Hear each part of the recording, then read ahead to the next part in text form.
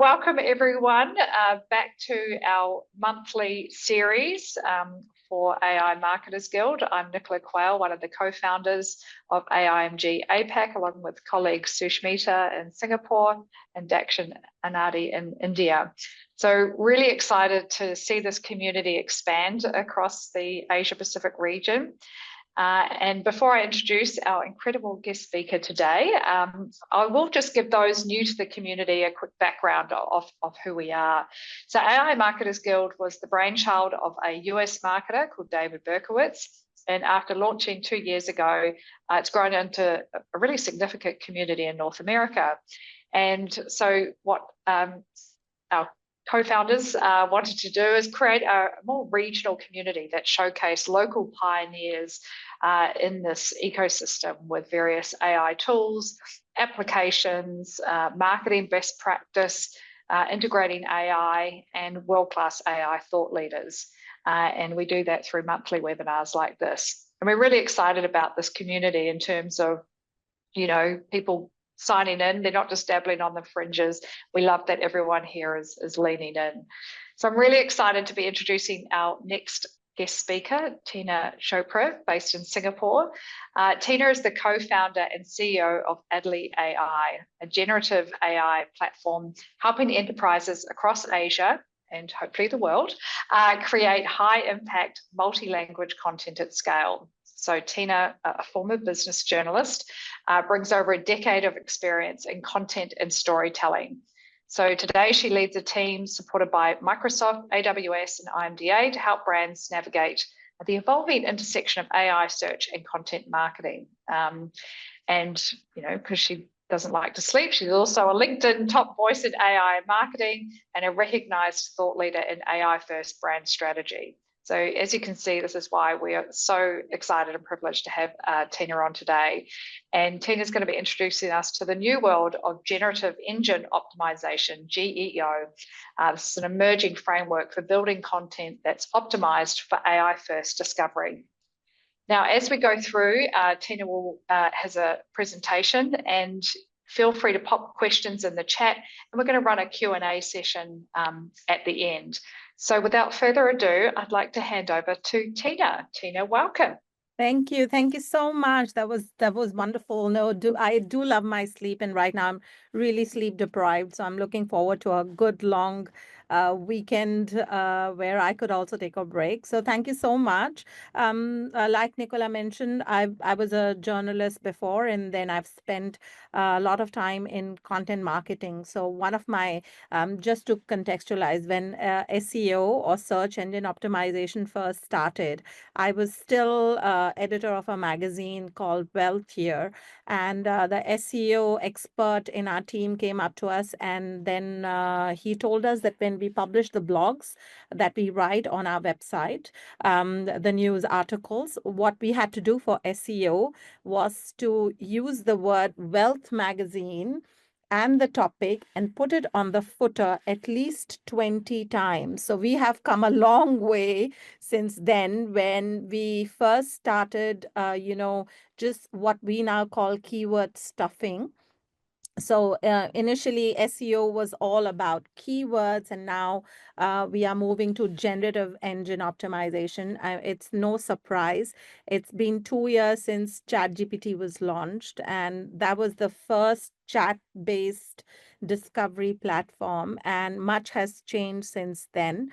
Now, I'm sure many of us on the call already use tools like, Perplexity. We are aware of other search engines like Bing, AI overviews, and whole idea of all of this is, if AI knows your brand, can recognize your brand, and then it'll be helpful for your brand to grow and develop once the world of agents comes in. So what I'm going to take you through is not only what has happened over the last few months, but what can we expect? What does it mean to optimize your content for AI moving beyond SEO. And how SEO or GEO, Generative Engine Optimization, the principles of it are so different from the principles of SEO. Now, SEO or search engine optimization was built on three pillars, technical SEO, on-page SEO, and off-page SEO. But generative engine optimization looks at many, many such data points. They can be your presence on social media or on any other channel, and how we as brand managers or people in marketing can weave a story around our brand in a way that influences how our brand is searched. It appears everywhere that our relevant target audience is, and what we can do. So I'm also going to share one case study to show, how we need to spend effort and time, not only on paid marketing, but on organic build. So, in media, we say it's like owned media, and it is our channels, our social media, our blogs, our website, landing pages, why they are becoming more and more important in the world of generative engine optimization. Like Nicola said, at any point, if you have any questions, do feel to pop them in. So the presentation is fairly long and very detailed. So please stop me in case you need me to expand on any of the points. What we are seeing right now after the chat-based search engines like Perplexity, AI overviews, is that generative engine optimization is where people go to find answers, and the search behavior is slowly changing. It is for even people like me, I don't want to surf through many, many websites to get an answer. If I want to find out what Addlly is, what is generative engine optimization, I get a simple reply. And if I want to deep dive into something, there are some of the sources which are now mentioned on the side. I may choose to click on them, or I may just be very happy with the result that AI is serving me. Now, that puts a lot of challenge on brand managers or brand owners. If I cannot be seen on the when people type a question and see my brand, then does that mean, I'm not going to be able to reach to my target audience organically? That is indeed one of the biggest challenges that is facing us, because AI is changing how we get discovered, how our users interpret and interact with us as a brand, and what does the AI recommend. So some of the things that we need to know about is that, um, how generative engines like ChatGPT or Perplexity or Gemini or Bing search work is that they do not only look for keywords. So they want to answer the question that a user is asking. On the back end, that means two things. That users' search behavior has completely changed. Users are no longer just putting keywords. They are not saying things like skincare or quick skincare. They're asking questions. What that means is people want answers to the query. So the intent of their search becomes very, very important. Now, intent means that whenever a user puts in a question in any generative engine like ChatGPT, they either want to know about the brand, they want to know about the product, or they want to know about the features, or they want to know about the benefits. So the search intent becomes very, very important. If most of you have recently used even Google as a search, and if you put in a question, Google actually gives us a list of additional questions you may be interested in on a particular topic. That indicates the search intent that the users have, and AI has already mapped those search intent. What that means, like I said, is that up until some time ago, when we worked in SEO, we wanted our brands to be visible in what are called featured snippets. Everybody aware of featured snippets? Give me a yes or a no. I hope you know what featured snippets were, when you put in a question and your answer or your blog or your landing page actually pops up as a reply by Google. So, yeah, so Nicola said yes, just starting to see them. So featured snippets are actually a good segue into how AI search works. Uh, these are called zero clicks. So what that means is that the users come, they put in their question, and they do not want to click through a lot of things. So the AI in the back end actually goes through many, many sources, many, many pages, many, many pieces of content. So it's like it puts together a jigsaw. So it researches, it actually goes and summarizes, it comes up with a recommendation for you based on the question that you have asked or what you have put in the search bar. And then it even gives you a recommendation of whether you should go ahead and ask another relevant question, or you should go and take any other action like making a purchase, or finding out more, or clicking on any other button. So for us as marketers, what does that mean? It means that if we are not showing up in a generative result, our brand is completely invisible. For example, if somebody puts in to say, what are the best AI marketing companies in Singapore? And if Addlly or whatever, your brand doesn't come up, that means, users, when they search and they don't get to see your brand, you become invisible to them. Now that I've broadly explained how the search infrastructure or the search algorithm is changing, I'm going to do a little bit of deep dive into how we optimize traditional SEO. So before AI, SEO relied on a lot of things. So a good SEO strategy was always to start with good keyword research. So we actually wanted to find out exact keywords and volume of those keywords, and then try and create content around those keywords. These, for people who are familiar with the three pillars of SEO, are keyword research and content creation and on-page optimization, were three things which we covered on-page SEO. The second most important point for any search engine like Google or Yahoo or Bing for that matter in traditional SEO is to see how many backlinks you have. So off-page SEO became a very, very important component to know who you are referencing and who's referencing to your website. And that is why we as brand managers had to spend a lot of money in buying some paid links, or making sure our guest posts are published. And the third part was, of course, technical SEO. And behind all of this had to be a strategy that to make sure that we actually are not only news jacking or trend jacking by finding the right keyword, but we are also able to explain our brand story.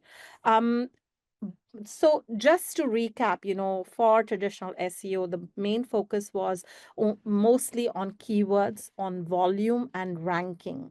The click-through optimization for technical part was a very, very critical element. So, we had to lay out the pages in such a way that, one page led to another, led to the third page, and the user journey was mapped as per landing from a keyword to what action we wanted.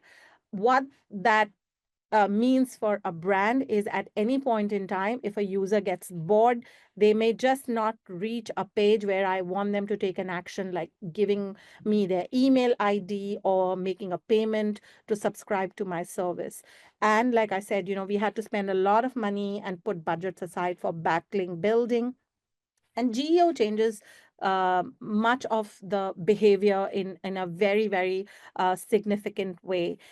GEO, like I said, focuses more on the intent that people have when they are looking for any content.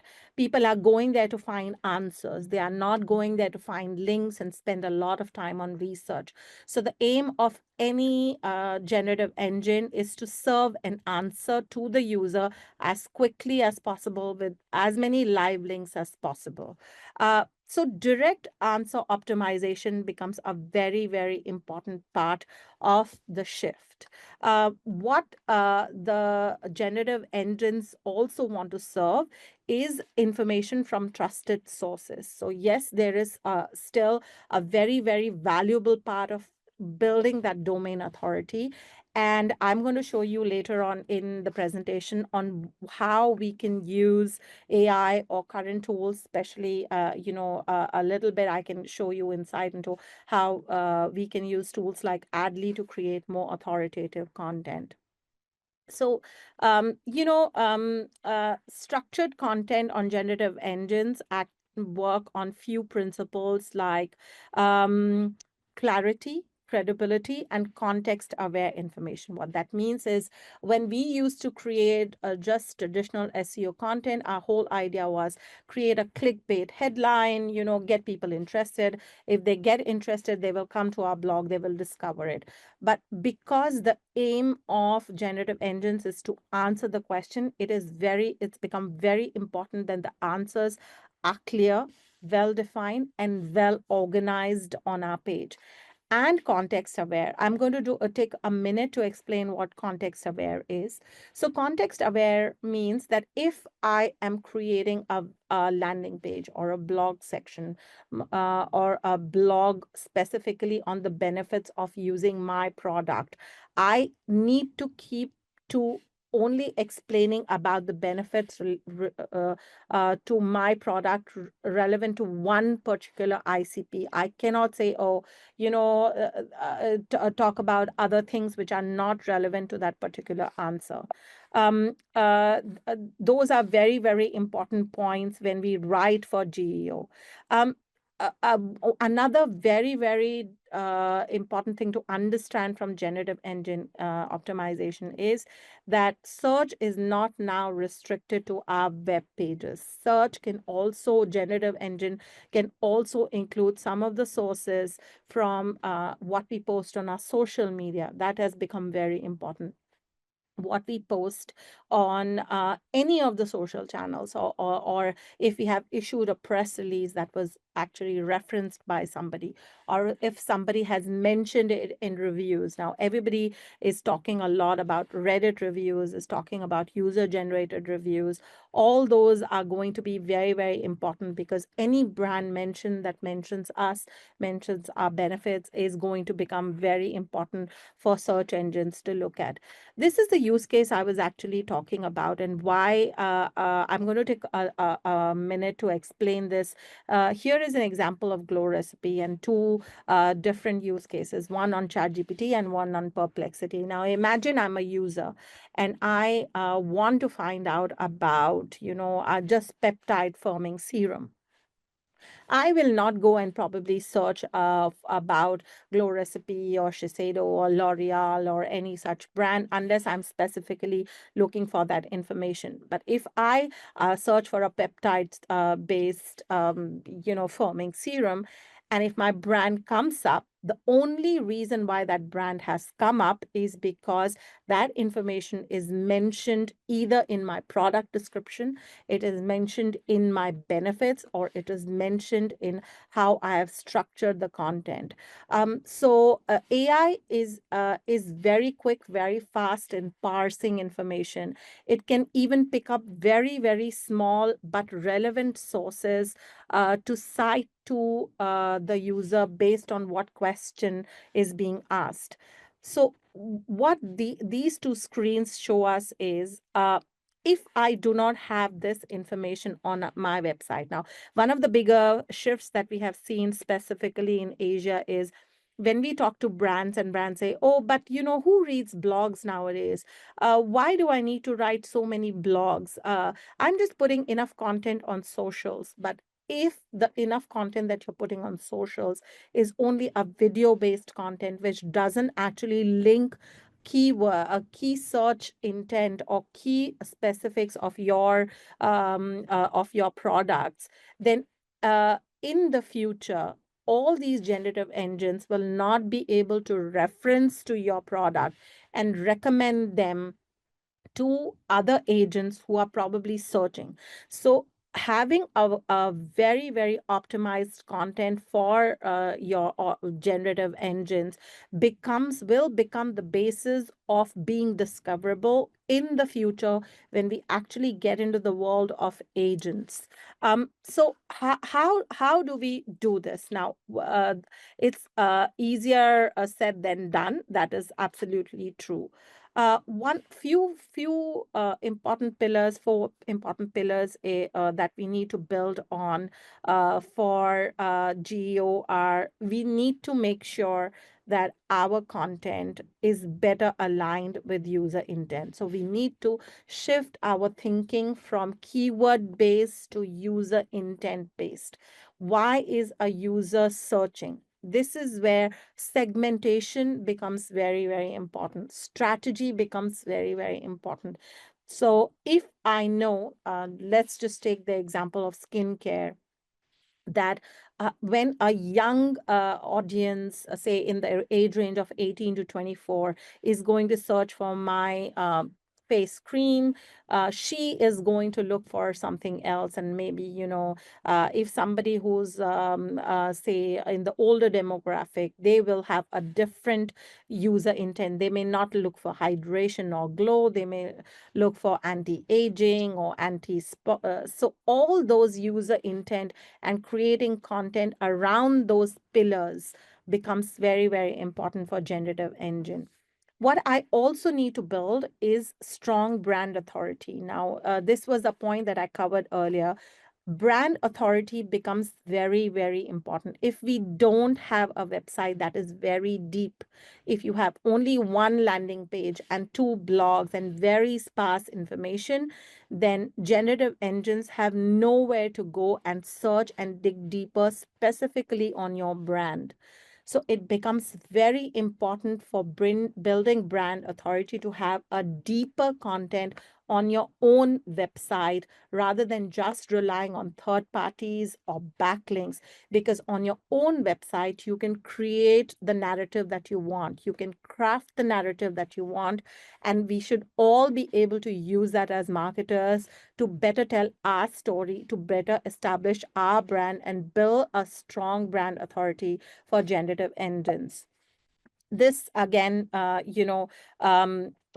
is based on just before I dive into the next section, where I take you through the generative engine optimization strategy on each of the pillars. A word of a caveat here is generative engine optimization is not as perfect a science even now as SEO is, because we have lived with SEO for almost a decade. We are all aware of when Google actually publishes all these content updates. We know how to track. We know, recently, or those of us who are working on search engine optimization got to know that Google has come up with its helpful content update. And what that means and what that implies for all our brands becomes more and more clear. So same way, generative engine optimization is just about starting, and we will see more and more formalized approaches coming on later, more measurable results, more insights into how we can optimize. But it is safe to say that the whole idea of generative engine optimization, for those of us who've already worked in SEO, is based on some of the basic pillars that are on helpful content update. Recent paper that was published by Google. I mean, please take the time to go and search for it. It just shows a few very important things, and some of the questions that people ask is, can I use AI to create content for SEO and GEO? Yes, definitely. Google or any of these engines do not penalize you if you use AI to create this content, but we just have to be mindful of the structure here. So some of the important things that we need to understand is there is a great overlap between current SEO and GEO, and they cannot be divorced from each other. We need to build on both for having a good brand visibility. in the future. So how we write content for GEO is definitely different from how we write content for SEO. SEO still relies a lot on keyword density, keyword optimization, a semantic mapping of the keywords, making sure that, you know, the H2s and H1s and H3s are structured. This is not a session on SEO. I'm not going to do a deep dive on what the best practices for SEO are. But what the best practices for GEO are is that the content has to be extremely friendly for skim reading. I don't have too much time. I'm not going to read long paragraphs. I'm just going to skim. I'm just going to see at bullet points. And that is how the content needs to be structured. Distribution and technical SEO, like I said, is also important. So if for anybody who's wanting to build their brand, not only look at backlinks now, but please look at how others are talking about your brand. It can be others who are referencing your brand on social media, anybody who's left a nice review on your Google business profile, anybody who has talked well, all becomes a part of the distribution. And going forward, a good review, a good word by anybody who's happy with your brand will become even more important for generative engine.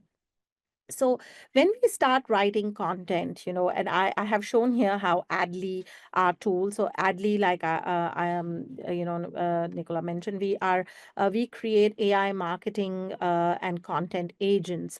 And one of the things that we do is we actually look at the brand, look at the target audience, the intent, and we actually come up with a whole recommendation of topics for GEO versus SEO.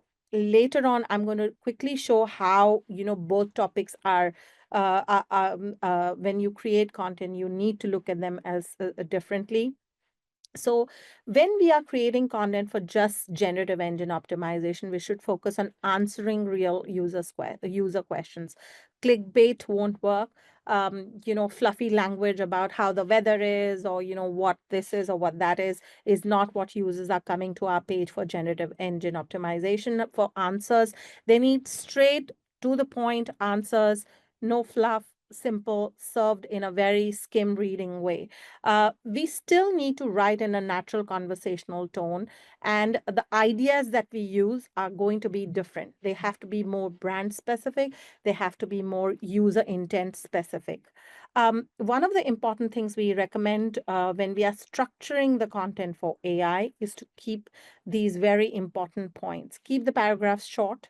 Wherever possible, use bullet points, use FAQs, use summaries, front load the content. So what that means is, I was in journalism, and in journalism, you know, we are told to use something which we call inverted pyramid. That means, you know, the most important information goes in the top first paragraph, and then rest of it just follows later on. Same is what we would recommend when you structure the GEO content. When we create content on our website, and I am saying it over and over again, we need to just not look at content now as a singular blog.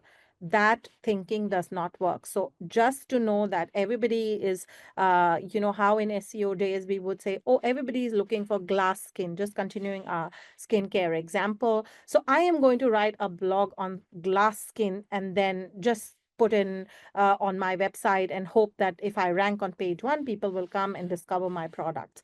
But for generative engine to look at your answer or your blog and to cite it versus somebody else's blog, say a Shiseido or a L'Oreal or Lineage or any other such brand, is to know that this brand or this domain has authority. And how we create authority is by creating what we call content clusters or pillar pages. In old days, they are exactly the same. So go with an idea and try and map all the relevant questions around it and create blogs around those relevant questions. when we write, again, some of the structure, how we write the content I've covered in the previous slide, but make sure that you reference the original research. Those days where we used to get scared, I'm not going to give a free backlink to somebody. It's fine. You don't want to give a backlink, but make sure that you cite very, very credible, high domain authority sources when you use original data, and don't shy from mentioning whose data you have used. It also helps AI to understand you are somebody who has done your research, you've written the content well, and you are not just using AI to churn out very quick, low quality content, which is not going to be useful for the user. Write like an expert. Even if you use AI, don't make your content sound like a bot. Write like an expert. In terms of the strategic distribution, I've covered most of the points, but AI answers map across a lot of different sources. It's not only the website, but it is, like I said, it can be newsletters where you are quoted, social media where you are quoted, where you have actually answered a question, made a comment, put in a point, and all of these will probably link to your brand. So whenever you answer a question, make sure you reference to your own brand. So in case if I write a reply, I will surely write, Addlly AI. And all of this will bring back a lot of traffic back to your own page. These are some of the technical aspects for those who are interested. One of the important things that I want to stress is with generative engine optimization and how AI is evolving very, very quickly.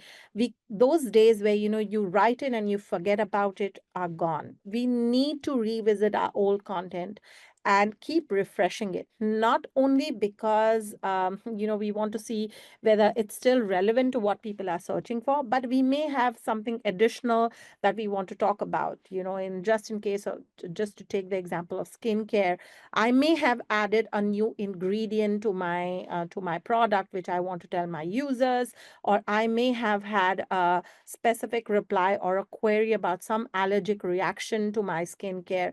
I want to make sure that all the information on my landing pages or my blogs is updated with this kind of information, so my users find it very, very easy to access that information. So, like I had mentioned earlier, GEO is just an evolution of how content is being searched and serviced. Does that mean that, search engines like Google or Bing or Yahoo, all these are not relevant? No, that's not the case. I mean, most of us still go to Google to ask the question. We still get a lot of traffic from Google. We still want to rank on page one. So SEO strategy becomes the basis on which we are going to build our GEO. We need to supplement it, not replace it. We need to make sure that both are done in equal amounts, or in a way that actually increases our brand awareness. And how we do it is by following these processes. There are lots of AI tools like us which can help you not only understand the questions and the intent of what people are doing and create content very, very fast. Make sure you use all of them, and try and experiment to see and track your brand over time. So do a basic audit when you start, and then check again after 6 weeks, and then check again after a while.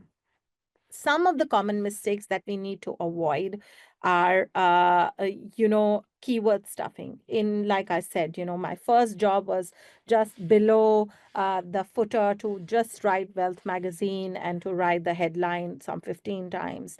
That is not how we will get penalized more if we do keyword stuffing, because it comes across as a very poorly written content. It's looked at as spam content by search right now, AI search as well. It's looked at as poor quality content. Do not write content which is one sentence and it's not deep enough or valuable enough for your users. Not refreshing content is one of the cardinal mistakes now we can do in for generative engine optimization, like I said. And build your strategy not only on Google, but look at your social as an extension of your brand, where you will get picked and cited based on what you're putting on your social media as well. So, how do we prepare for the world of AI agents? And I am going to quickly stop this share and probably share our screen just to show, how we can just give me a second to share another screen.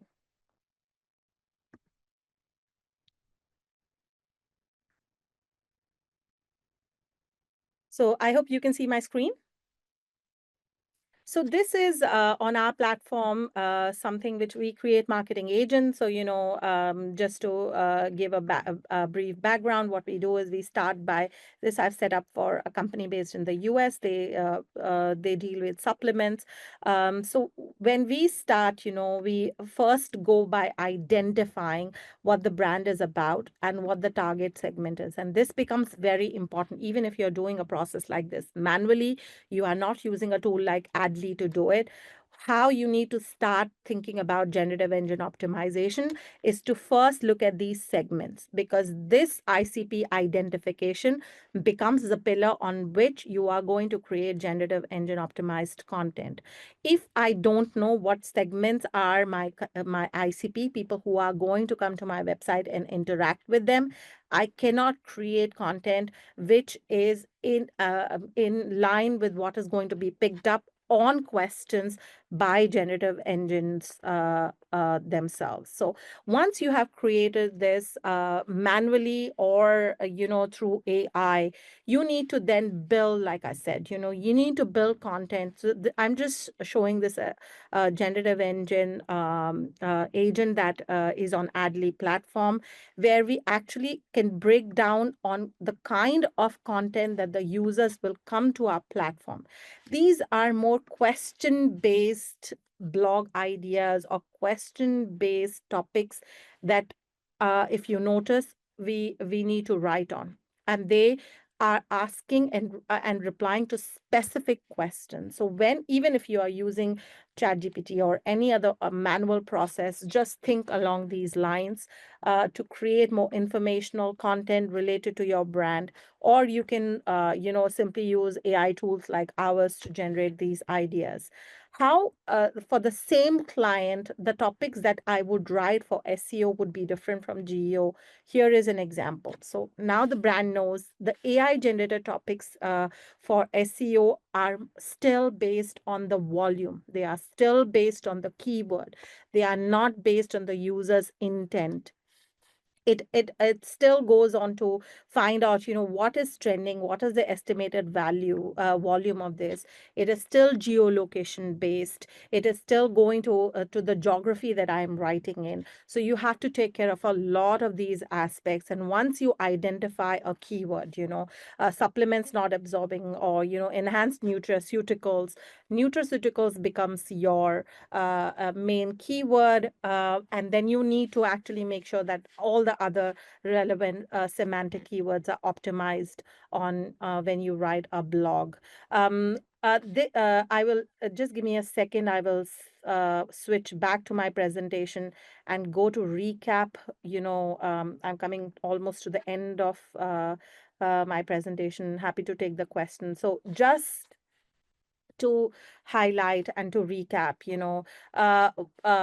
what GEO and SEO results would show you is very, very different. How you need to think about it is make a question based or people also asked. There are a lot of free tools as well. If you already are using Google, Google will give you people also ask questions. These are the questions that come up whenever you type a search. Those are AI recommended questions. Just answer those if they are relevant for your brand, and that becomes a starting point for you to create GEO blogs.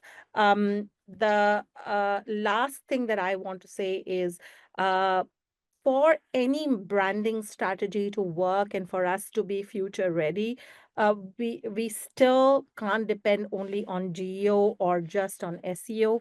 They both have to work in tandem. One of the great results that we are seeing, and this I noticed yesterday as well, if you put a GEO blog, make sure that you create a short post about it and post it on your Facebook or on your LinkedIn or your Instagram, not just as a reel, but as a text copy with a backlink to your own blog.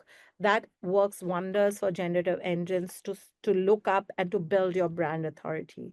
Thank you so much, and I'm open to any questions you may have. Amazing. Hey, Tina. Wow. Anadi this side. It was quite an informative and interesting session. There are a few questions that I think viewers have asked, so I'll just go one by one.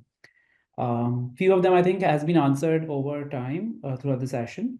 What are the trust factors for GEO for Perplexity? Like SEO had EE80. Any early signs of GEO having? So, like for SEO, there is intrigue, and eventually the people start searching, and then eventually the crawling happens, and that leads to SEO. Is there any such trajectory for GEO? Yeah. So each principles again work partially for GEO as well. So the entry point for any GEO journey starts with the question that a user will ask in order to land to your page or your brand or your product. So you have to start thinking of the user intent. The starting point of all GEO is a list of questions which are related to the intent of your brand that you need to start answering. So it's a question-based model versus a keyword-based model. The second question is, how do user queries differ from typical SEO search? Of course, that's a part of what you've already answered. If Yes. there's anything else to add, you can. So a typical search query for SEO search versus geo search, do you want to elaborate any point that you might have missed? Yeah. So again, there can be still, there can be a lot of overlap. Simply because we cannot, just to understand how GEO works. GEO not only looks at your metadata. So what was very important for SEO was what you're writing in your meta title, meta description. Because we were preparing our brand to be read by web spiders. That is why we had to force index some of the pages. We made sure that some of the words were actually mentioned appropriately in the metadata. What GEO does differently and builds on it is, yes, metadata is very important. If you're not putting a good meta title or a good meta description, that is a mistake to begin with.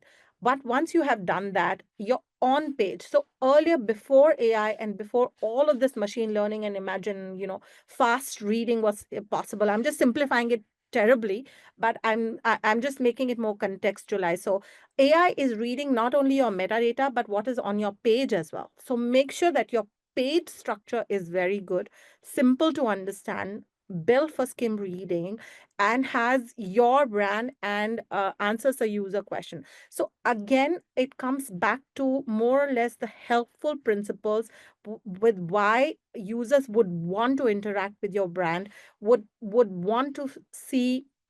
So just to explain with a live example, we saw something about glow recipe. Now, if I want to explain from GEO perspective of why glow recipe is better than X brand's product, I need to highlight the benefits. So benefits become very important for me to put on my web page rather than just on my meta. I can't put so much of information in my meta.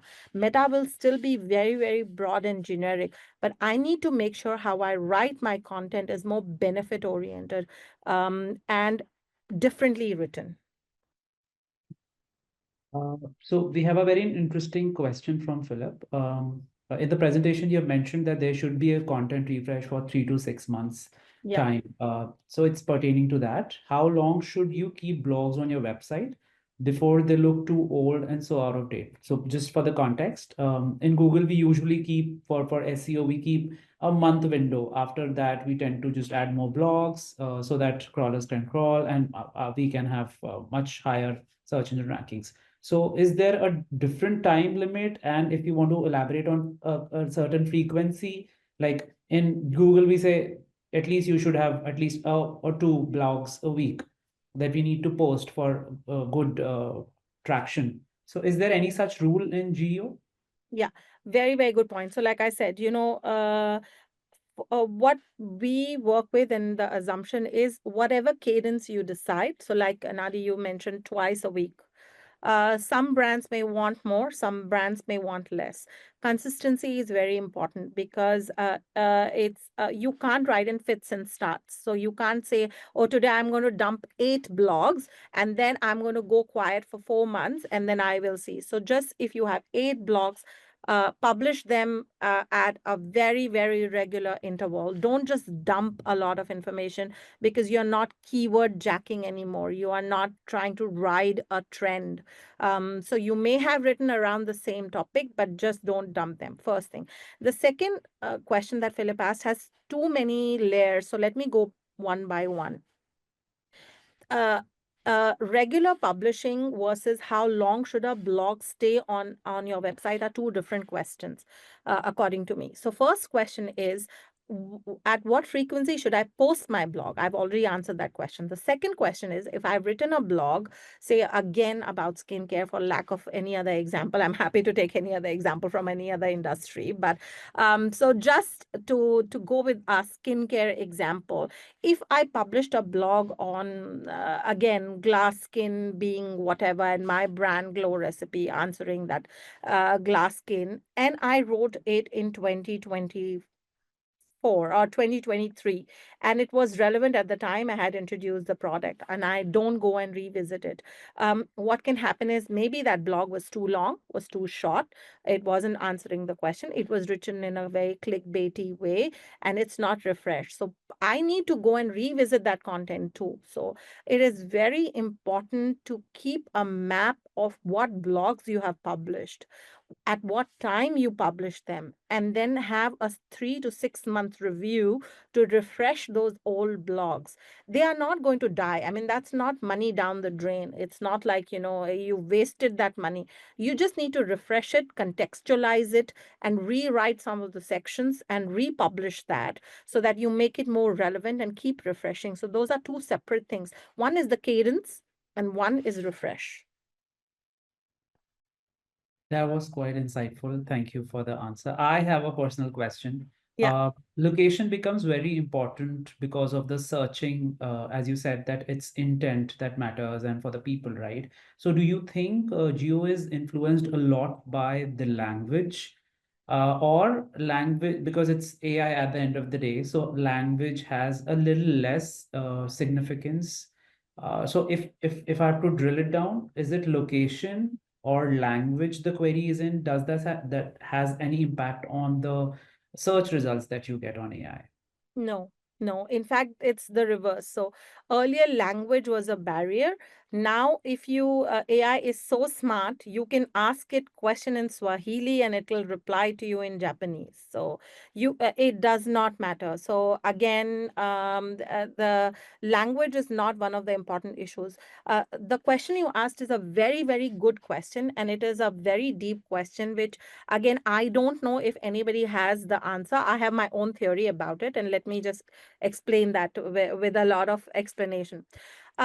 For SEO, if I was to do a strategy, I would still do the queries which are based on geolocation, because SEO still works, and specifically for industries like hotels, hospitality, massages, the service industry, where if I go, if I go to say Cambodia, or if I'm going to Koh Samui for a holiday, I want to know what is a massage or foot massage right next to me, near me. That becomes very important for a Google map based query. But I don't think anybody yet is going to Perplexity and asking what is a good uh, foot massage in Cambodia. They would definitely ask to make an itinerary before you go to Cambodia, just to contextualize. So, if I'm going to Cambodia, so this is where we need to think as brand managers about the intent. So the intent of the search on Perplexity is different from the search that we are doing on SEO. On SEO, I want results here and now. I'm standing in the middle of nowhere. I want to know where is the next massage place. That is where I'm going to use SEO. I'm not going, but before I go, I'm going to do a lot of research on Perplexity or ChatGPT or, Gemini or what have you, to come up with the itinerary. That is where I need to be found by GEO. Great. I think here we are summed up. Nicola, do you want to take over? Oh yes, I've got so many questions, but we're gonna have to do a follow-up session, Tina. Yes, But yeah, I happy to. Yeah, love call what me to you're saying. Australia. I would love to come.